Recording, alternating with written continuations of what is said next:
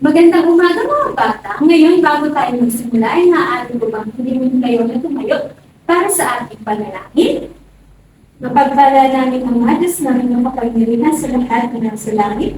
Panginoon, maraming salamat po sa umalang ito at mga panggabayan. Ingatan niyo po kami hanggang sa matapos po ang ating talakayan. Tingnan po ang aming samantalangin sa Panginoon Jesus. Amen. Mga bata, bago kayo umubo, tingnan niyo muna ang inyong mga paligid. Kung may nakikita kayong basura, at kung meron din naaaring ninyo itong pulutin at itapon ninyo sa tamang basurahan. Maraming salamat mga bata. Ngayon ay may libang ba sa ating klase?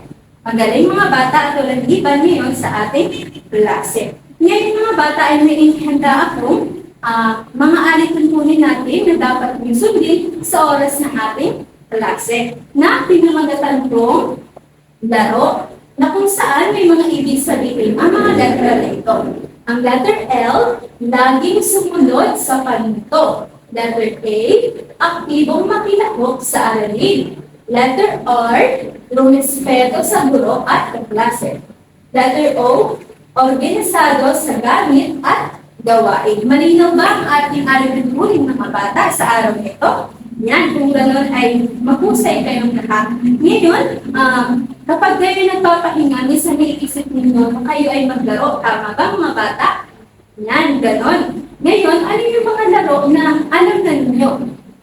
Yan, tama. Habulan, ano pa? Patintero at tago-taguan. Yan, maraming salamat mga bata. Ngayon, para mas malaman ko kung alam ninyo ang mga laro ng dati, magkakaroon muna tayo ng tinatawag na guessing game. Na kung saan, una magpapakita ako ng mga pictures dito at sasabihin niyo kung ano yung mga pictures dito at magbibigay tayo ng clue para na sa ganun ay mas malaman niyo kung ano ang pamulat ng laro ng dati. Maliwanag kayo mga bata?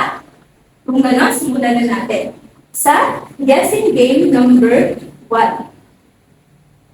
Yan mga bata, ano kaya yung papansinin nyo dito sa ating guessing game number 1? Yan, tama, meron panino, merong mga numero, at kung napapansin nyo dito, meron silang ditong dalawang grupo ng mga kabataan. At sige nga, tingnan nga natin ang clue.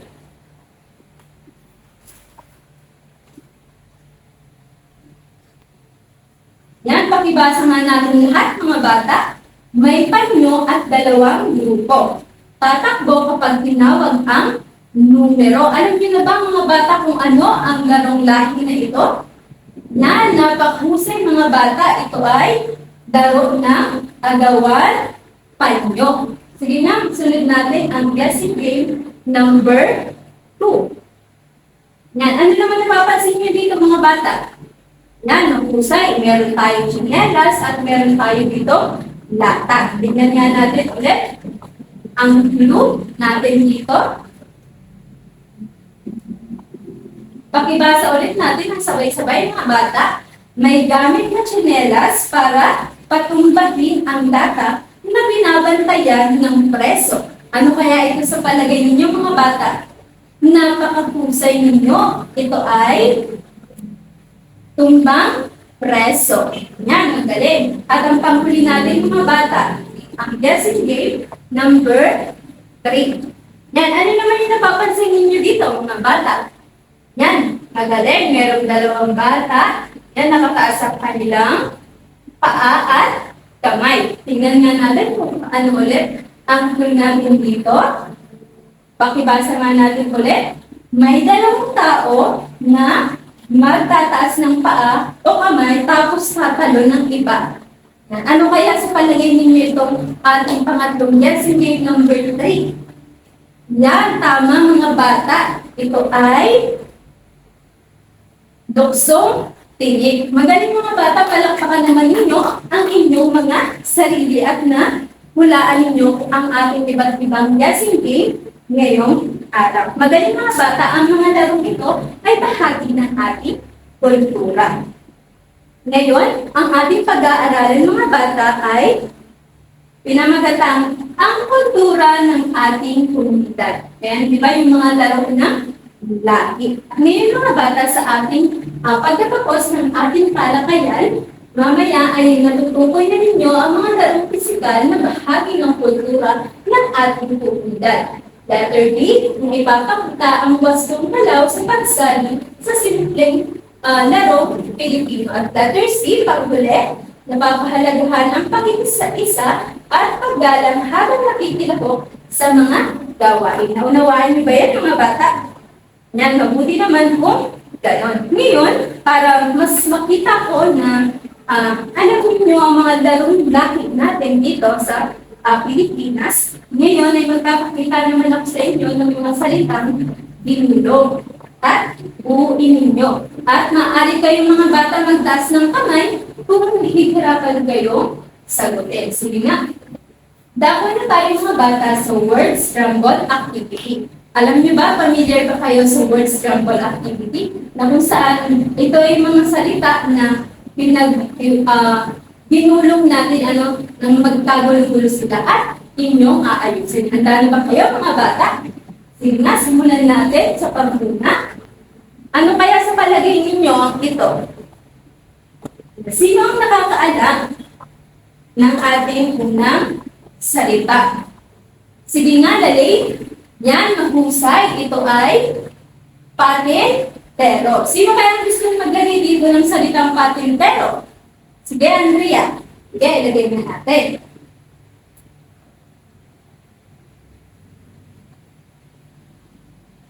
Yan, maraming salamat, Andrea. At dito kaya sa pangalawa, ano kaya ito mga bata? Napakahusay. Ito naman ay laro ng laki na tinatawag natin piko. Sino naman ang nais sumagot dito? Sige nga, Romel.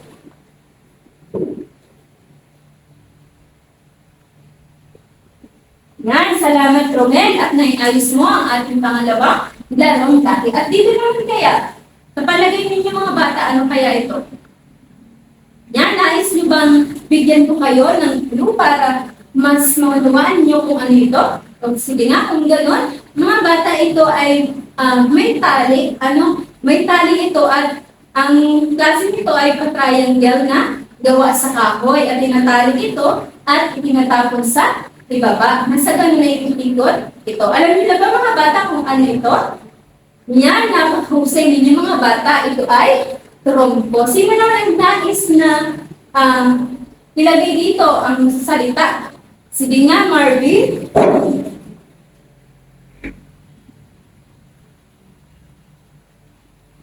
Yan, salamat Marvin sa pag-ayos ng salita. Ngayon, ano naman kaya ito mga bata?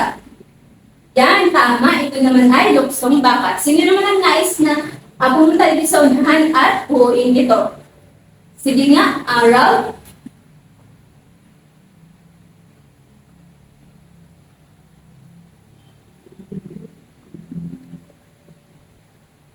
Yan, maraming salamat, Ralph. At ang ating panghuli naman na word scramble activity, ano kaya ito? Yan, napakahusay mga bata. Sino naman ang nais na maglagay dito sa unahan? Sige nga, Lovely.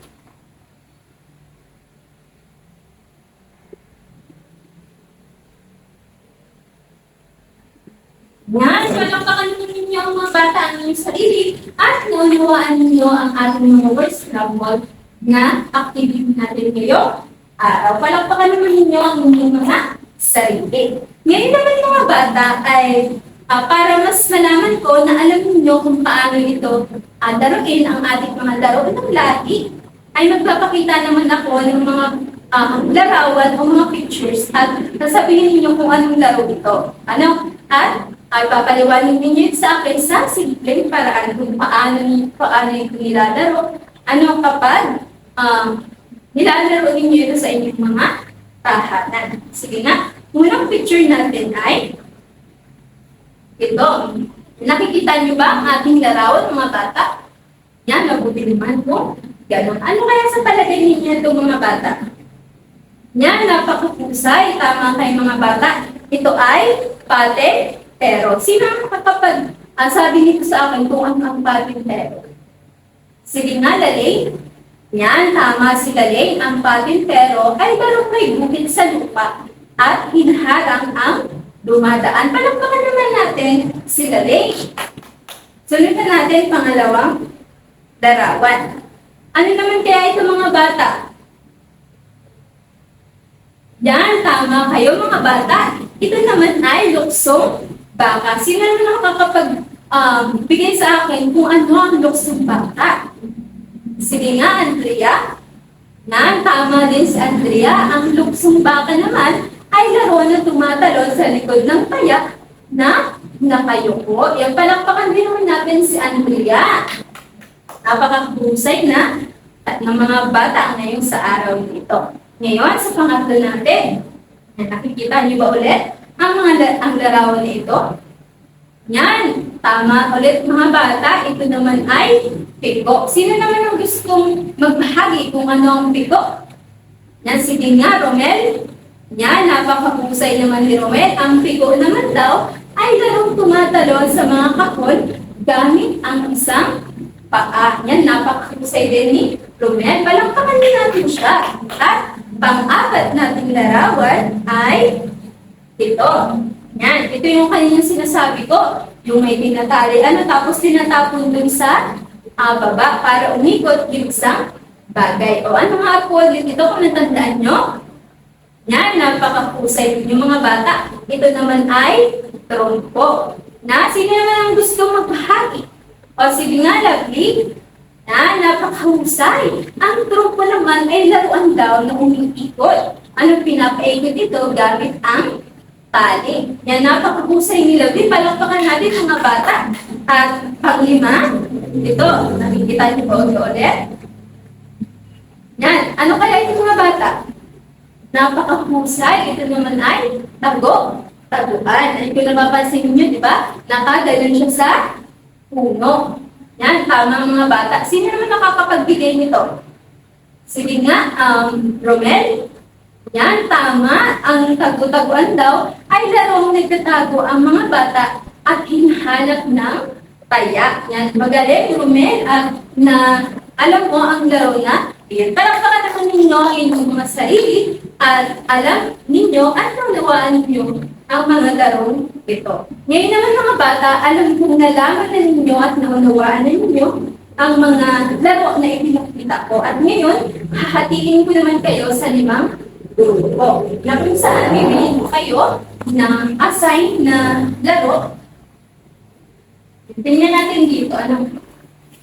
Assign na laro at pupunta kayo sa unahan. Bawat grupo at ipapakita mo sa inyo kaklase. Maliwanag ba yun? Sabi dito sa panyo ay ang bawat grupo ay gagawa ng simpleng pagpapakita o demo kung paano nilalaro ang kanilang naka-assign na laro.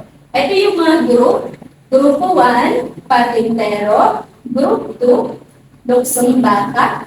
Group 3, piko. Group 4, trumpo. Group 5 ay tagu-taguan. Ngayon mga bata ay alam niyo na ba kung ano yung naka-assign sa inyo, yung mga laro ng lahi? Yan, kung gano'n. Bago tayo magsimula, mga bata, sa inyong pangkatang gawain, ito na muna ang rubrics ninyo para sa inyong aktibidad or pangkatang gawain.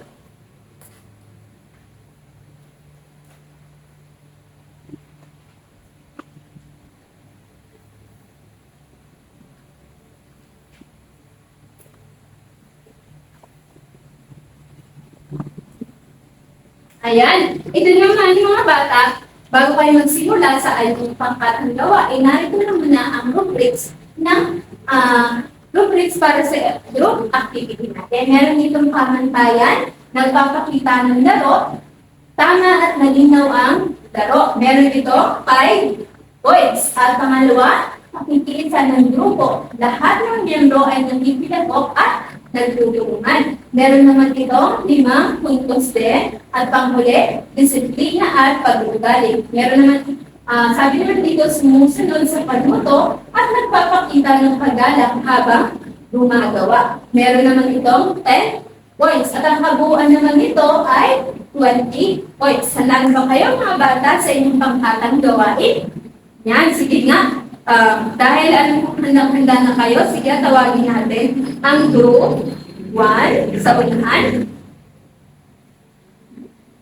Yan, palakpakan naman natin ang group 1 at natapos nila ang kanilang naka-assign na laro na patintero. Palakpakan nga natin ang group 1. Yan, sundan natin ang group 2 na meron sa kanilang naka-assign na luksong bata. Yan, napakahusay din mga bata ng group 2. Palakpakan din natin sila. Yan, maaari na kayo ng group 2. Tawagin naman natin ang group 3 na meron naman silang laro ng lucky na tinatawag na biko. Yan, magagaling din ang group 3 mga bata at nagawa nila ng maayos ang laro ng lucky na biko. Palakpakan din natin sila. At sunod na natin ang group 4, tayo na po kayo dyan. At pumunta na kayo dito sa yan, magaling din ang group 4 at nagawa nila ang trumpo. Palakpakan din natin sila. At panghuli natin grupo, ang group 5, kung nalaging kayo sa unahan. At meron silang laro na taguan. Yan, napakapusay din ng group 5. Palakpakan natin din ang group 5. Palakpakan nyo mga bata ang inyong mga pangkat at nagawa ninyo ng maayos. At maayos ang inyong mga naka-assign na laro. Nag-enjoy ba kayo mga bata? Yan, nabuti naman po. Ganon. Ngayon naman, umupo na po ang lahat at gusto ko na ilabas nyo ang inyong mga papel at lapis at meron kayong sasagutan.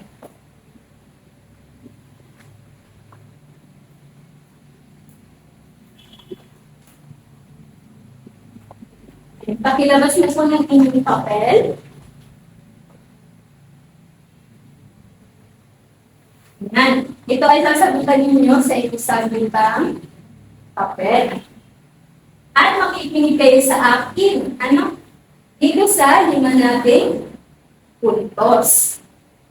Ilalagay nyo lang kung ano ang laro na ito, kung tagu-taguan ba ito, kung ano ang pamagat ng laro na. Handa na ba kayo mga bata?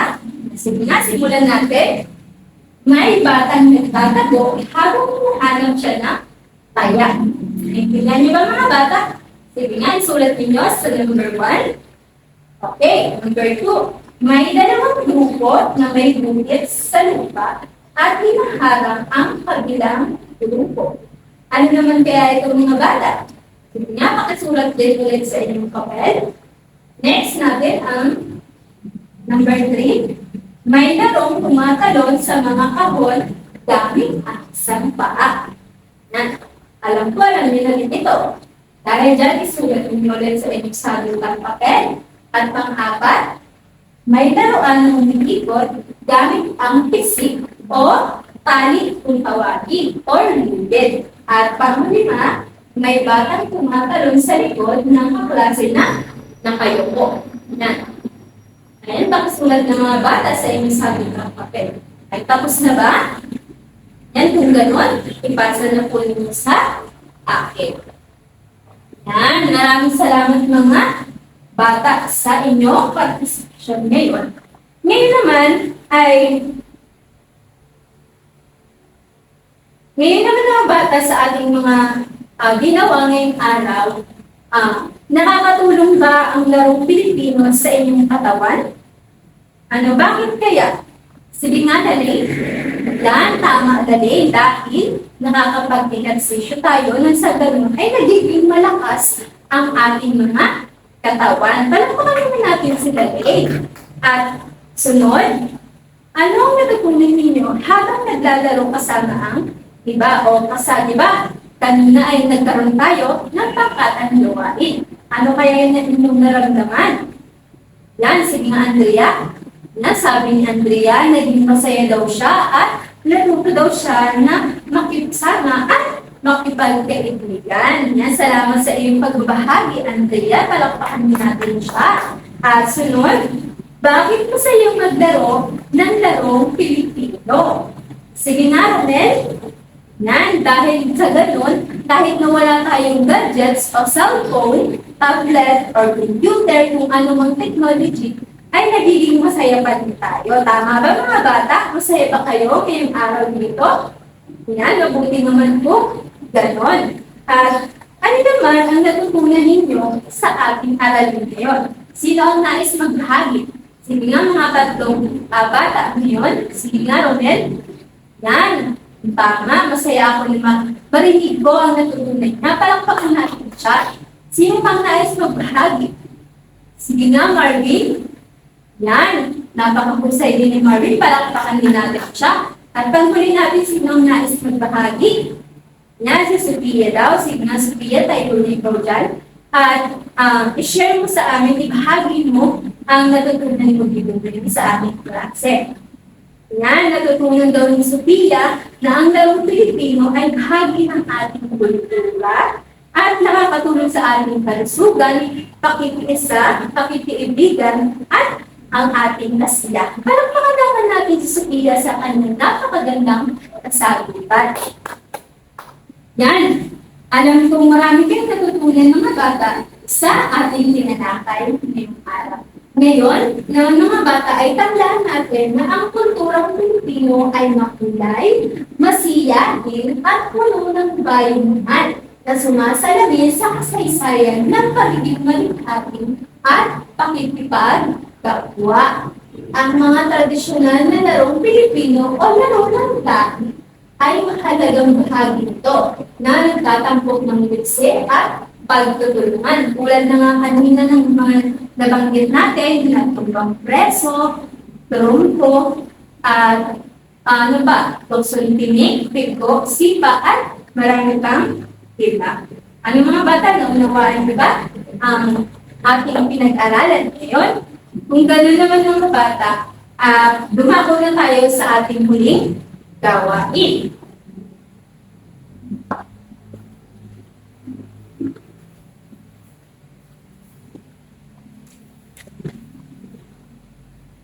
Ayan. Sabi naman dito sa panuto, pumalakpak kung tama ang pangusap at pumalon naman ng 3 beses kung mali. Naintindihan ba ninyo mga bata ang ating panuto para sa ating huling gawain? Yan. Sige nga mga bata, basahin nga natin ang sabay-sabay ang number 1. Ang larong Pilipino ay bahagi ng ating kultura. Ano kaya ito mga bata? Tama ba ito o mali? Yan, tama. Napakahusay ninyo mga bata. Ang sagot ay tama. Kaya anong gagawin nga natin ulit? Yan, mahusay ay pumalakpak. Sige nga, palakpak na ang bawat isa. Yan, pangalawa naman natin, basahin natin lahat. Mahalaga ang pakikiisa. Mahalaga daw ba ang pakikiisa mga bata? Yan, kung gano'n, ano nga na ulit ang ating gagawin? Tama, tayo ay pumalakpak. At pangatlo naman, magbasa nga natin ulit lahat.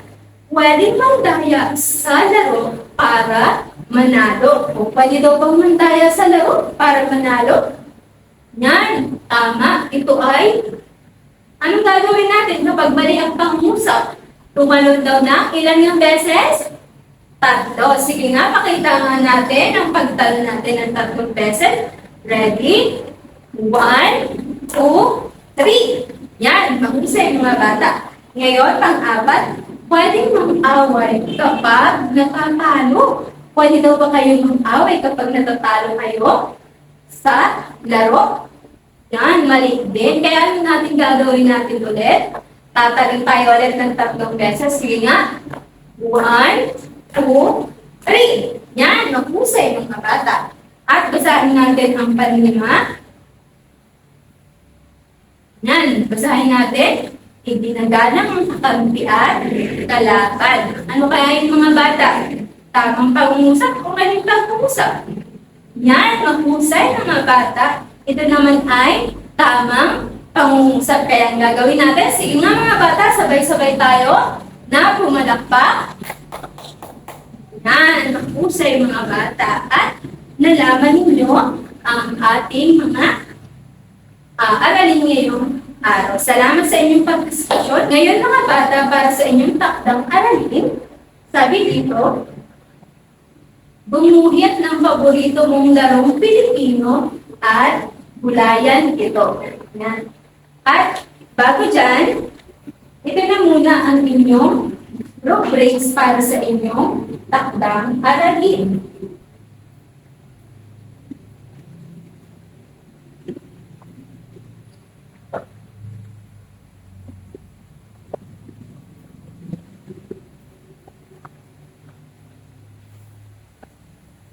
Yan. Meron tayo ulit dito mga batang pamantayan. Una ay bukit na may malinaw at maayos na drawing. Meron itong 5 points. Pangalawa, pagbukulay. Malinis at makulay. Meron naman itong 5 points din. At pample, pagiging malikhain, maganda at kakaibang gawa. Yan, meron naman itong 10 points. At ang kabuuan din dito ng ating rubrics para sa inyong takdang aralin ay 20 points. May katanungan ba sa inyong takdang aralin, mga bata? Yan, kung wala, ay maaari na kayong tumayo. Tingnan niyo muna ang inyong mga paligid. Kung may nakikita kayong basura, at kung meron ay itapon niyo ulit sa tamang basurahan. Malinaw ba yan, mga bata? At bago kayo umuwi, mga bata, ay manalangin muna tayo para sa pangwakas nating gawain. Mapagpala namin ang Diyos na makapangyarihan sa lahat nasa langit. Panginoon, maraming salamat po sa araw nito na pinagkaloob mo sa amin at nawa mga natutunan ng bawat isa ay dahil sa kanilang buhay sa araw-araw.